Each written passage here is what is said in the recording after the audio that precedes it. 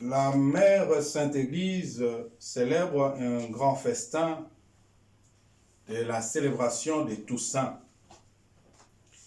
Et dans ces célébrations où le Seigneur, notre Dieu, nous a réunis dans cette petite chapelle pour que nous puissions lui rendre grâce. Mais avant, le Seigneur nous amène dans la première lecture d'Apocalypse de Saint Jean, chapitre 7, versets 2 à 4, de 9 à 14, où Jean, il avait vu des multitudes, où l'ange, il était venu, où à ce moment, Dieu décida, frappa au monde. Et l'ange qui était censé de frapper, il y a une voix qui a dit aux cieux, « Non, attendez, jusqu'à ce que ceux qui sont des enfants de Dieu soient marqués du sceau. » Et ils ont reçu ce pouvoir qui était censé de faire du mal à la terre et la mer, dont l'ange l'a demandé de ne pas faire ce mal, afin que l'arbre, avant qu'ils aient marqué le sceau du front des serviteurs de notre Dieu. Jean, dans son Apocalypse, dit, il attendit de nombreux de ceux qui se disaient marqués de ces sceaux. Ils étaient de 144 000 de toute tribu d'Israël. Après cela, il a vu une grande foule tellement immense. Nul ne pouvait de nombre compter même la foule. Et une nation et des tribus et des peuples de différentes langues réunissant dans cette trône. Il a vu l'agneau vêtu de robes blanches avec palmiers et ces peuples devant l'agneau qui disaient « Tu es saint, tu mérites la gloire et louange et honneur. » Bien-aimés dans le Seigneur, notre Dieu, il nous dit dans cette foule immense, nul ne pouvait compter ce nombre de cette foule, de toutes ces nations, de toutes ces tribus, de tous ces peuples de Dieu. Mais cette nation, c'était ceux qui sont appelés à être au service du Seigneur. Mais ceux qui sont appelés à être au service du Seigneur, ce sont ceux-là qui ont été marqués par ces sceaux de l'agneau. Quel est cet sceau de l'agneau? C'est le Saint-Esprit que nous recevons. C'est le Saint-Esprit que nous avons reçu. C'est le Saint-Esprit que nous avons reçu au moment où nous avons reçu Jésus-Christ en tant que Seigneur et Sauveur. Donc aujourd'hui, on nous appelle chrétiens. Chrétien vient du mot Christ. Chrétien, c'est le sceau à laquelle nous nous portons. On ne porte plus le nom de Jean, ni Jacques, ni Marie, ni Janine, ni Pierre, mais on porte le nom de Jésus. Mais nous verrons que Dieu est tel qu'il est, et Dieu ne change pas. Dans 1 Jean chapitre 3, verset 1, où Saint Jean disait au bien-aimé, il dit, « Bien-aimé, voyez quel grand amour nous a donné le Père pour que nous nous soyons appelés enfants de Dieu. » Et nous nous sommes appelés aujourd'hui enfants de Dieu par l'amour de Dieu. Ce n'est ni par notre effort, ni par nos pensées, ni par nos courages, mais ce n'est que par cet amour de Dieu. Il nous a appelés ses enfants parce que lui-même, il nous a créés à son image et à sa ressemblance. Toute créature qui vive sur ce monde ou dans l'univers est appelée enfant de Dieu. Enfant de Dieu parce que Dieu nous a aimés, et Dieu nous a choisis, et Dieu nous a appelés. Et en retour, même si c'est ceux qui résistent, qui ne sont pas enfants de Dieu, mais nous devons connaître que nous appartenons à ce Dieu. Mais on devient véritablement enfant de Dieu, mais parmi ces enfants de Dieu, il y a ceux qu'on appelle les fils de Dieu. Mais les fils et les filles de Dieu, c'est ceux qui ont reçu Jésus-Christ en tant que Seigneur et Sauveur. Personne ne pourra me dire, oui, je sais, vous me direz, Lucifer fait partie des créatures de Dieu. Mais les anges sont des créatures, oui, bien sûr, mais ils font partie des enfants de Dieu. parce que, et à leur tour, ils appellent Dieu le Père. Voici pourquoi le monde ne nous connaît pas. Le monde a des difficultés de reconnaître ceux qui sont des enfants de Dieu par rapport à leur attitude, leur façon de réfléchir, leur façon de raisonner, leur manière de se comporter dans ce monde. Il est très difficile, ceux qui vivent dans ce monde, pour se leur comprendre. Pourquoi on dit ceux qui vivent dans ce monde? Ceux qui vivent dans ce monde, car Jésus a dit, vous vivez dans ce monde, mais vous n'êtes pas des hommes de ce monde, parce que vous venez de mon Père. Pourquoi Jésus avait dit cela? Parce que dans ce monde, il y avait d'autres personnes qui sont les gens de ce monde. Parce qu'ils vivent selon ce monde. Mais les enfants de Dieu vivent selon le monde de Dieu, selon l'Esprit de Dieu, et non pas selon l'esprit de la chair. Ceux qui n'ont pas connu Dieu, bien-aimés, dès maintenant, nous sommes enfants de Dieu. Même si nous ne connaissons pas Dieu, mais nous sommes enfants de Dieu. Et nous ne serons pas encore, ça ne s'est pas encore manifesté en nous. Mais nous devons avoir cet espoir, cet corps d'enfants de Dieu, ça se manifestera le jour où nous quitterons ce monde. Nous avons vu Jésus pendant sa résurrection, la Bible nous dit son corps a été transformé. Et son corps a changé. Il a quitté cet corps d'humanité physique pour atteindre ce corps astral qu'on appelle le corps de l'esprit. Parce que dans ce corps, nous serons semblables à ce Dieu tel qu'il est et nous le verrons dans son état.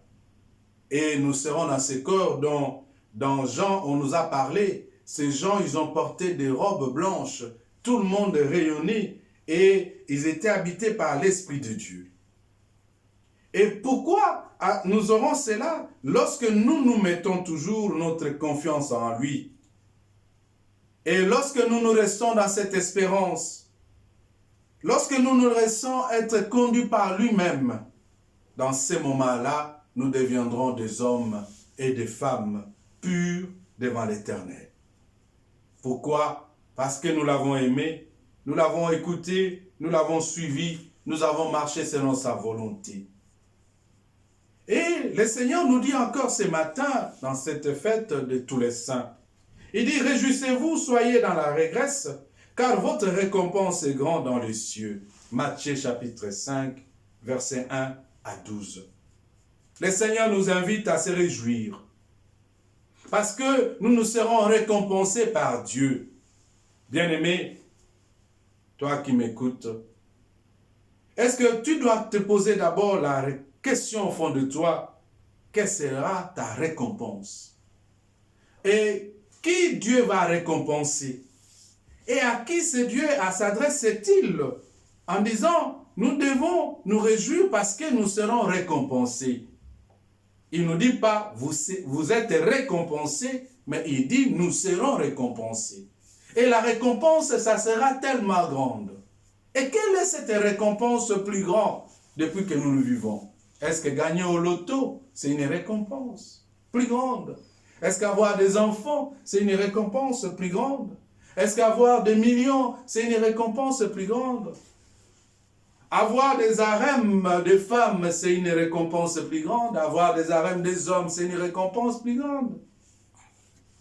Être intelligent, si sage, c'est une récompense plus grande. Mais, pour moi, je ne crois pas à toutes ces choses. Parce que la Bible dit, à quoi ça sert bon de gagner ce monde, de perdre ton âme? Mais dans la vraie tradition, cela veut dire l'origine de ces simples, votre récompense est grande dans les cieux. Ici, Saint Matthieu parle de ces cieux. Quels cieux? Est-ce que c'est les ciels que nous voyons? C'est les ciels que nous regardons nuit et jour. Mais les cieux que Saint Matthieu nous parle aujourd'hui, cela veut dire ces cieux de Dieu. Cela veut dire les dieux. Parce que c'est lui qui est au-dessus de toutes choses. Et c'est lui qui est au-dessus de ce qui est visible, ce qui est invisible. En un mot, ce Dieu-là dont tout un bon juif n'est pas capable de prononcer son nom. Même si les chrétiens aujourd'hui, ils se permettent par la grâce de prononcer ce nom de Dieu à n'importe quand et à n'importe quel moment. Ainsi, pour dire le royaume de Dieu que Matthieu a décrit aujourd'hui, le royaume de ces cieux, si je vais donc comprendre ces propos de Jésus, je dois traduire cela ainsi.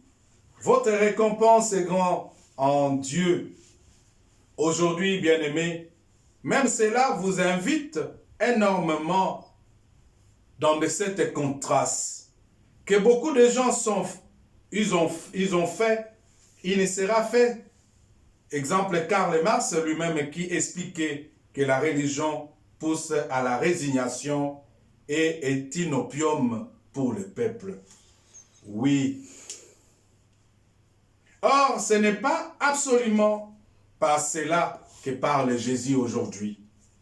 Mais que peut-il nous dire, ce Jésus? Il nous adresse un message de bonheur pour tous ceux qui, comme écrit apôtre Saint Jean, sont des enfants de Dieu, qui sont en Dieu et en Dieu eux-mêmes. Ils sont en ce Dieu et en Dieu eux-mêmes. Ce message de bonheur que le Seigneur nous donne aujourd'hui, bien-aimés. Mais certaines conditions et que je vous ai précisées aujourd'hui, parce qu'il n'y a pas 36 chemins pour arriver dans ce bonheur. Il n'y a pas qu'un. C'est un chemin que Jésus nous invite à comparer notre monde d'aujourd'hui et des gens qui sont sur les Titanic. Le bateau est en train de couler. Que va-t-elle faire quand il réfléchit de la nature de tous ces passagers? Je pense que chacun va chercher à se sauver. Comme on dit, sauve-qui-peut. Il s'agit souvent de la vie. Tout le monde cherche à sauver sa peau quand il arrive devant l'obstacle et devant la mort. Je pense qu'à ce moment, nous ferons tout pour que nous puissions nous sauver. Et on peut avoir la capacité même d'écraser les autres pour nous faire sauver. Et vous verrez que dans ce monde, ça devient comme un monde de combat où tout le monde se bat pour sa survie. On arrive même à piétiner les autres, à piétiner même ceux qui sont faibles. Nous vivons actuellement dans ces moments et ces mondes où tout le monde cherche à voir ce qu'on appelle la sécurité. On agit toujours à chercher à se mettre en dehors de la souffrance. Nous cherchons à posséder tout ce que nous voulons prendre, les moyens financiers, la sécurité. On cherche à accumuler toujours de plusieurs sortes de fortunes. De plus en plus, on veut, comme disaient les gens, il ne s'agit pas seulement d'une source à freiner au bien matériel, mais par besoin de sécurité, on cherche aussi le pouvoir. Tout le monde veut devenir grand et devenir puissant. Les moyens de la puissance et de la volonté de la puissance qui fait qu'on passe rien à l'autre et qu'on ne pardonne pas, qu'on apprend aux enfants de leur plus jeune âge. Il n'est pas bon de se laisser faire. Oui, il faut se battre. Je pense que nous tous, on a appris ce slogan, il faut se battre. Mais c'est bien. Je ne vous dis pas cela pour que vous deveniez des fainéants, ou je ne vous dis pas cela pour que vous abandonnez ce que vous êtes en train de faire. Mais j'aimerais vous faire comprendre quelque chose. Il faut se battre pour quelque chose qui va vous rendre heureux, vous rendre grand, vous rendre puissant. Mais est-ce que tout ce que nous nous battons pour gagner dans ce monde, ça nous amène où? Nous cherchons la sécurité. Mais aujourd'hui, avec cette pandémie coronavirus, qui est en sécurité? Est-ce que sont-ils des riches qui sont en sécurité? Sont-ils des pauvres qui sont en sécurité? Vous verrez que cette pandémie frappe tout le monde, que ce soit les plus grands, les plus petits, les plus riches et les plus pauvres. Personne n'est à l'abri de cela. Jésus veut nous dire aujourd'hui que lui, il refuse ce monde-là. Le monde où les gens doivent toujours se battre. Le monde où les gens doivent toujours piétiner les autres. Le monde où les gens doivent maltraiter les autres pour leur réussite. Totalement, Jésus refuse ce système parce que il n'amène même pas au bonheur. Parce que celui qui est dans le bonheur, soi-disant à cause de sa richesse, pourquoi il cherche encore à accumuler d'autres richesses s'il est heureux? Celui qui est intelligent, pourquoi il est toujours à la conquête de l'intelligence s'il est toujours heureux? Celui qui mange bien, pourquoi il cherche toujours à manger s'il est toujours heureux? Vous verrez que tout ce que l'homme fait sur cette terre ne donne jamais du bonheur. Ni pour les natifs, ni pour les écrasés. Personne n'a le bonheur. Même les natifs, parce qu'ils ont toujours le même peur au ventre. Une peur qui n'éteint ni par la possession de biens matériels, ni par le pouvoir gagné. Tout le monde a peur. Pauvres, riches, natifs et écrasés. Et surtout, devant la mort, tout le monde a peur. Parce que quand la mort arrive dans notre vie, nous tous, on a peur. Exemple, aujourd'hui, vous verrez que le monde se bascule à cause de cette pandémie. Tout le monde a peur qu'il puisse attraper cette maladie parce que tout le monde a peur de la mort. Vous verrez que tout ce que l'homme a gagné sur cette terre ne lui accorde jamais le bonheur. Jésus nous invite dans cette conversation où concrètement il s'agit de ne pas passer à côté de quelqu'un sans faire attention en lui. C'est ça ce qui est très important. Nous ne devons pas négliger nos frères et nos sœurs parce que nous sommes à la recherche de la richesse. Nous devons apprendre le temps à écouter les autres et accueillir ce qu'ils disent, de ces manières d'être sans se faire attention à celui qui personne ne fait attention. Et aussi se battre contre toute forme d'oppression, d'injustice, en cherchant la paix, la réconciliation, de ne pas passer à côté d'une misère et accueillir, à couvrir les autres.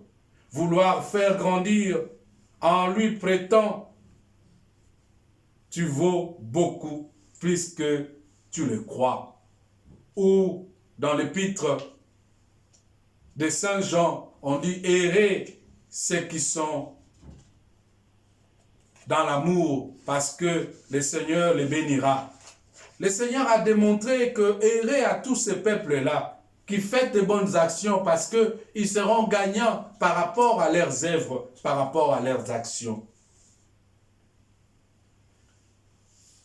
Et c'est ça qui montre aujourd'hui ceux qui sont devenus des saints.